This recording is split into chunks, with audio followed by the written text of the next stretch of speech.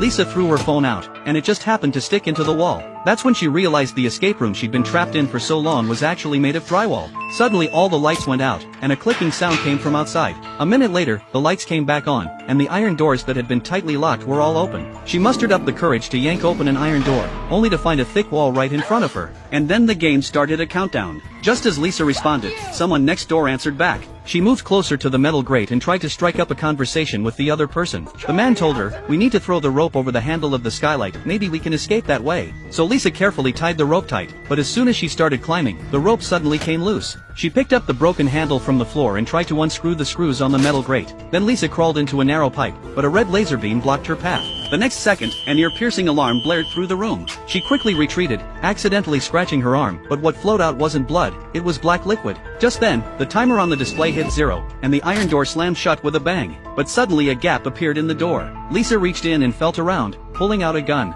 The next moment, thick smoke poured in. She quickly aimed the gun at the skylight above. When she finally escaped the room, she realized the entire thing had been footage played on a giant screen. That's when Lisa thought of the man who'd been trapped with her. She tried to pull him up through the skylight, but it was too late. Suddenly, all the lights snapped on. Lisa dashed to hide in a corner, not daring to make a sound. Then, while the man was looking down, she sneaked into the corridor. A voice suddenly stopped her in her tracks. The man who had just died was on the TV. Lisa hurled a blow and smashed the TV, but as she was about to leave, she ran into the person controlling the game. She froze on the spot and was then locked back into the icy escape room. When she woke up from a daze, there was a mysterious number 9 on the wall, and her memory was gone. A struggling bug caught her attention. Suddenly Lisa realized her legs were so numb she couldn't stand, and no matter how hard she tried, she couldn't open the iron door. The display on the wall started counting down again. That's when she saw a bundle of red rope in the corner, and wrapped inside was a mobile phone.